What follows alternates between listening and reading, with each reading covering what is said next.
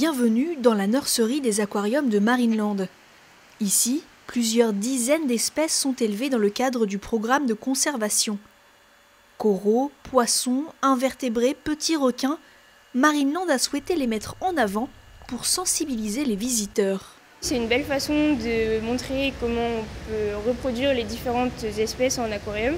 C'est quelque chose qui est souvent caché dans les coulisses et qu'on ne va pas voir et qu'on a voulu mettre en valeur ici.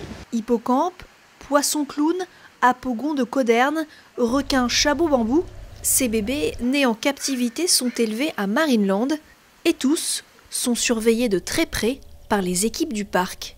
Avant d'être intégrés en grands bassins avec leurs congénères et d'autres espèces un peu plus imposantes, les nourrissons doivent grandir.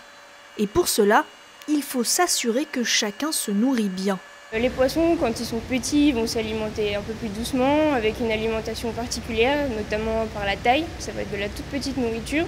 C'est aussi pour ça que c'est des bacs assez spécifiques avec une ou deux espèces pour qu'il n'y ait pas trop de concurrence alimentaire, qu'ils puissent se nourrir correctement et se développer correctement. À l'heure du repas, la nourriture n'est d'ailleurs pas la même pour tout le monde. Pour les petits poissons, donc on va dire les bébés poissons, pour les situer ce sera plus simple, on va leur donner ce qu'on appelle du Nauplides artemia. C'est un petit crustacé qui est tout petit, qu'on va élever, on les reçoit sous forme d'œufs qui sont séchés, c'est un peu compliqué, c'est des œufs de force, ça s'appelle. Et on va les réhydrater et les faire éclore, donc ça fait des toutes petites proies qu'on va donner aux animaux.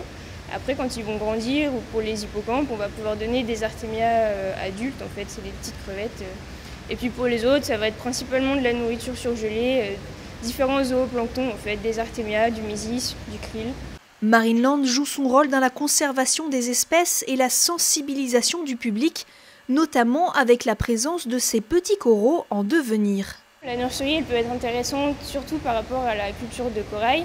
Avec ce qui se passe maintenant, le blanchissement des récifs, les bombes au potassium, enfin, les récifs sont vraiment dans un mauvais état en milieu naturel. Et par ça, les aquariums font beaucoup de cultures de coraux, les boutures, les replantent, les multiplient, vont les échanger avec d'autres aquariums, ce qui évite de prélever dans le milieu naturel et c'est ça qui va être intéressant et que les gens peuvent voir dans la nurserie.